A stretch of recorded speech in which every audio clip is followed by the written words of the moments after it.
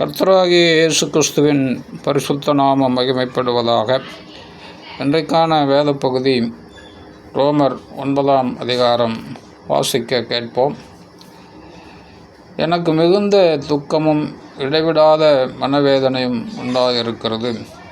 நான் சொல்லுகிறது பொய்யல்ல, கிறிஸ்துவுக்குள் உண்மையை சொல்லுகிறேன் என்று பரிசுத்த ஆவிக்குள் என் மனசாட்சியும் எனக்கு சாட்சியாக இருக்கிறது.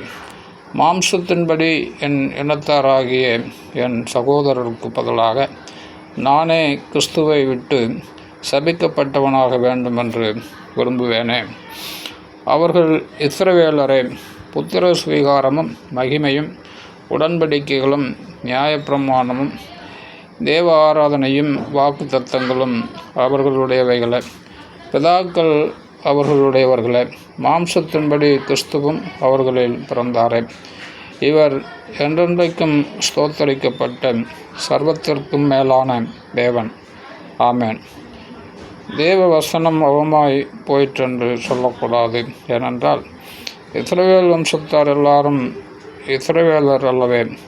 அவர்கள் ஆபிரகாமின் சந்ததியாரானாலும் எல்லாரும் பிள்ளைகள் அல்லவே. ஈசாக்கினிடத்தில் உன் சந்ததி விளங்கும் என்று சொல்லியிருக்கிறதே. அது எப்படி என்றால், மாம்சத்தின்படி பிள்ளைகளானவர்கள் தேவனுடைய பிள்ளைகள் அல்ல, வாக்குத்தத்தத்தின்படி பிள்ளைகளானவர்களே அந்த சந்ததி என்று எண்ணப்படுகிறார்கள். அந்த வாக்குத்தத்தமான வார்த்தையாவது, குறித்த காலத்தில் வருவேன், அப்பொழுது சாராள் ஒரு குமாரனை பெறுவாள் என்பதே. இதுவுமல்லாமல் நம்முடைய பிதாவாகிய ஈசாக்கு என்னும் ஒருவனாலே ரெபேக்காள் கர்ப்பவதியான போது பிள்ளைகள் என்னும் பிறவாமலும் நல்வினை தீவினை ஒன்றும் செய்யாமலும் இருக்கையில் தேவனுடைய தெரிந்து கொள்ளுதலின்படி இருக்கிற அவருடைய தீர்மானம் கிரியைகளினாலே நிலைநிற்காமல் அழைக்கிறவராலே நிலைநிற்கும்படிக்கு மூத்தவன் இளையவனுக்கு ஊழியம் செய்வான் என்று அவளுடனே சொல்லப்பட்டது.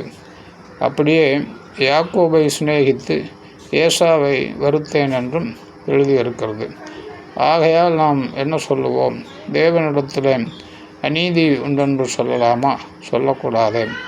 அவர் மோசேயை நோக்கி, எவன் மேல் இரக்கமாக இருக்க சித்தமாக இருப்பேனோ அவன் மேல் இரக்கமாக இருப்பேன், எவன் மேல் உருக்கமாக இருக்க சித்தமாக இருப்பேனோ அவன் மேல் உருக்கமாக இருப்பேன் என்றார். ஆகையால் விரும்புகிறவனாலும் அல்ல, ஓடுகிறவனாலும் அல்ல, இறங்குகிற தேவனாலேயாம். மேலும் என்னுடைய வல்லமையை உன்னிடத்தில் காண்பிக்கும்படியாகவும் என்னுடைய நாமம் பூமியில் எங்கும் பிரஸ்தாபமாகும்படியாகவும் உன்னை நிலைநிறுத்தினேன் என்று பார்வோனுடனே சொன்னதாக வேதத்தில் சொல்லியிருக்கிறது. ஆதலால் எவன் மேல் இரக்கமாக இருக்க சித்தமாக இருக்கிறாரோ அவன் மேல் இரக்கமாக இருக்கிறார். எவனை கடினப்படுத்த சித்தமாக இருக்கிறாரோ அவனை கடினப்படுத்துகிறார். இப்படியானால் அவர் இன்னும் ஏன் குற்றம் பிடிக்கிறார்? அவர் சித்தத்திற்கு எதிர்த்து நிற்பவன் யார் என்று என்னுடனே சொல்லுவாய். அப்படியானால் மனுஷனே, தேவனோடு எதிர்த்து தர்க்கிக்கிற நீ யார்?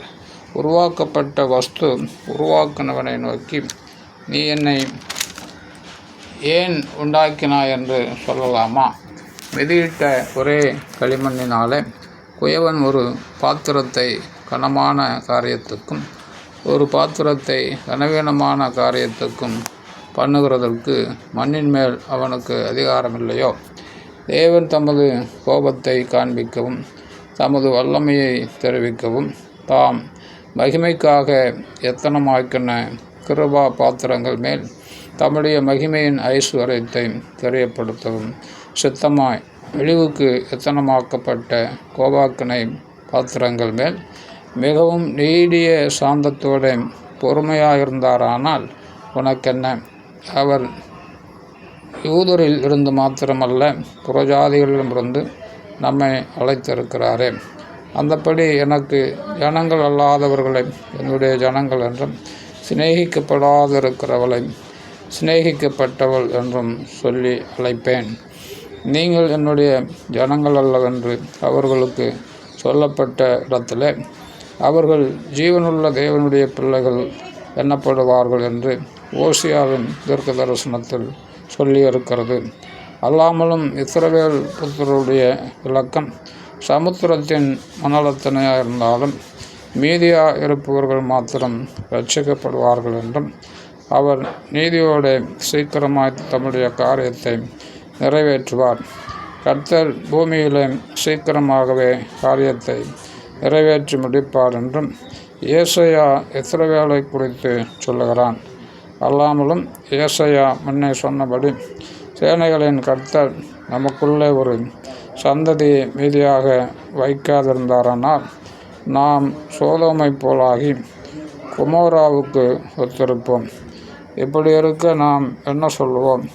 நீதியை தேடாத புறஜாதியார் நீதியை அடைந்தார்கள். அது விசுவாசத்தினாலாகும் நீதியே. நீதி பிரமாணத்தை தேடின இஸ்ரவேலரோ நீதி பிரமாணத்தை அடையவில்லை.